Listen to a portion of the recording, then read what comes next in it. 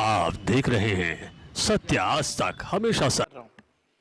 अध्यक्ष महोदय, मैं दो डिपार्टमेंट से बोलने वाला हूं, फूड एंड पब्लिक डिस्ट्रीब्यूशन और पब्लिक हेल्थ। अध्यक्ष महोदय, मेरा जो शहर है भिवंडी, अगर आप देखेंगे तो 60% जो है गरीबों का शहर है, पावरलूम लेबरर्स का शहर है, वहां पे गोर गरीब ही रहते हैं।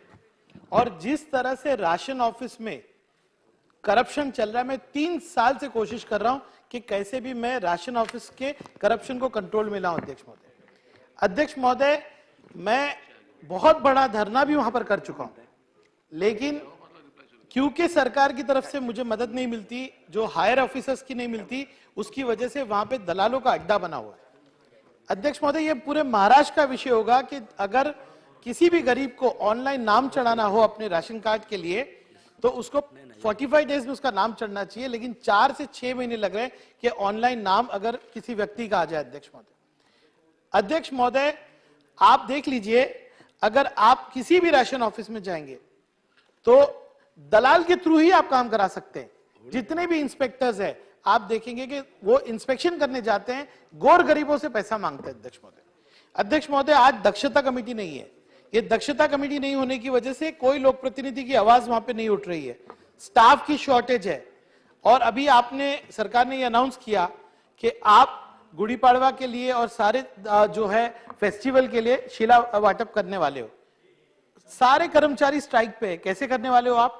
और अगर आप गुड़ी पाड़वा के लिए कर रहे हो तो ईद के लिए क्यों नहीं कर रहे हो? अध्यक्ष महोदय, इन मुद्दों पे ध्यान देना चाहिए। राशन ऑफिस का, हाँ बोलिए ना आशीष जी। जी, अगर ईद में करेंगे, अगर आप, काश आप मंत्री होते तो आप खड़े होकर ये उत्तर दे देते और ईद में सबको शिला वाटप हो जाता।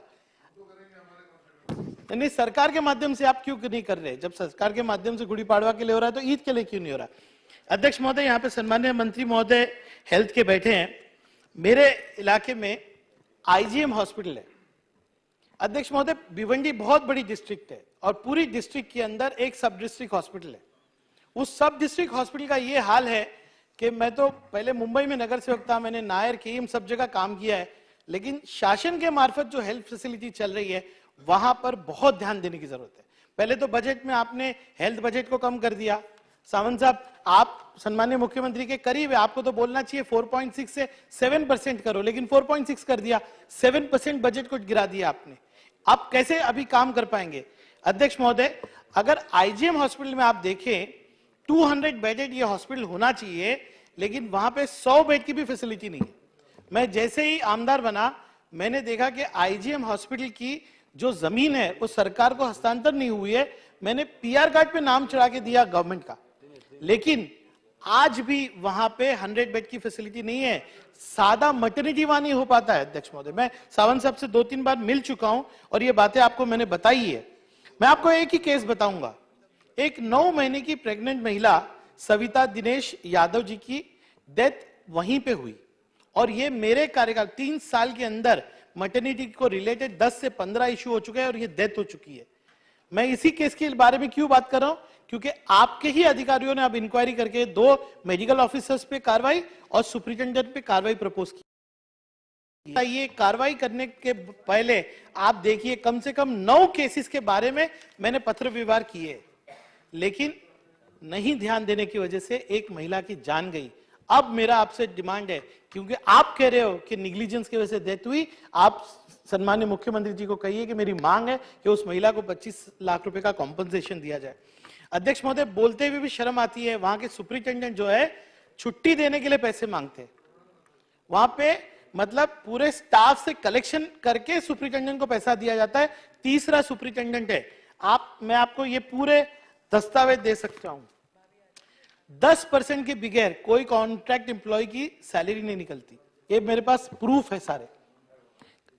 एम्बुलेंसेस है, एम्बुलेंसेस 108 की चलती है, 2 ही एम्बुलेंस है। 3 साल से मैं कह रहा हूं अध्यक्ष महोदय कि एम्बुलेंस 108 की थाना ज्यूरिसडिक्शन तक से मुंबई तक के लिए कीजिए। इतनी सादी बात है, क्योंकि थाना डिस्ट्रिक्ट में खुद टर्चरी फैसिलिटी नहीं है।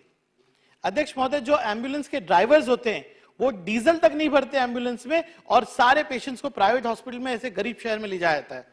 अध्यक्ष महोदय, आज वहां पे सीटी स्कैन नहीं चलता, एमआरआई नहीं चलता। आप देखिए कितने पत्र मैं लिख चुका हूं, कितनी विजिट्स कर चुका हूं, कितनी बार आपके अधिकारियों को बुला चुका हूं कि आईजीएम पे ध्यान दीजिए। अब जाके उस 200 बेड के हॉस्पिटल का पीआर कार्ड पे नाम चढ़ने के बाद उसका पूरा अड़ाखड़ा बन के 22 करोड़ रुपया का टेंडर बना है, जिससे वो 200 बेड का हॉस्पिटल बन सकता है।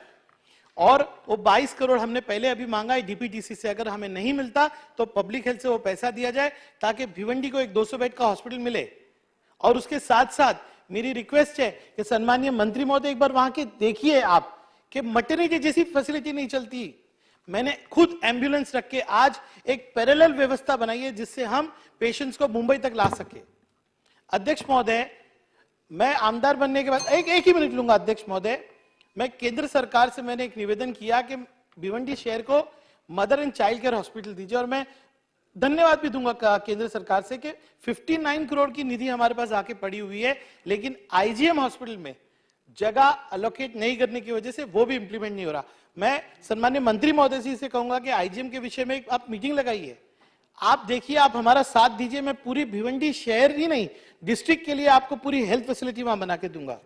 अध्यक्ष महोदय, भिवंडी शहर हाईवे से लग के इतने एक्सीडेंट्स होते हैं और इतनी डेथ होती है, भिवंडी आईजीएम के अंदर तक ट्रॉमा फैसिलिटी नहीं है। मैंने ट्रांसपोर्ट कमिश्नर से बात की, ट्रांसपोर्ट कमिश्नर आपको पैसा देने को तैयार है कि ट्रॉमा फैसिलिटी बनाइए वहां पर।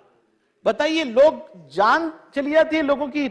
आप अगर कोई एक्सीडेंट भिवंडी में हो तो उसको थाना लेके आना पड़ता है, बंबई लेके आना पड़ता है। अगर एक छोटी ट्रॉमा फैसिलिटी हम नहीं दे सकते तो बताइए क्या हो सकता है वहां पे। अध्यक्ष महोदय, एक छोटी सी खत्म करो, कंक्लूड करा। अध्यक्ष महोदय, बस कंक्लूड कर रहा हूं मैं। अध्यक्ष महोदय, गिरीश महाजन जी चले गए, वैसे अमीन भाई ने बहुत विस्तारित बात की है। हम लोग, मैं चाह रहा था गिरीश महाजन जी जो है, एक हमारी बीएमसी की फैसिलिटी नायर के मार्फत बनी है जिसको अर्ली इंटरवेंशन सेंटर बोलते हैं, जो स्पेशल नीड के बच्चों के लिए होती है। जो बच्चे ऑटिज्म से के शिकार होते हैं, सेरेब्रल पॉल्सी के शिकार होते हैं, वो आशीष जी आके देखिए, वो फैसिलिटी वर्ल्ड क्लास है। अभी उसका इनॉग्रेशन होगा। मेरे परिवार में बच्ची है, मेरी अपनी बच्ची है, स्पेशल नीड है करके मैंने 2 साल डेडिकेट करके वो फैसिलिटी बनवाई है। और आपको जान के खुशी होगी कि जो भी फैसिलिटी प्राइवेट में मिल सकती है वो वहां पर है। मैं चाहता हूं कि सरकार उसको मॉडल लेके वो उस प्रोजेक्ट को इंप्लीमेंट करे। धन्यवाद।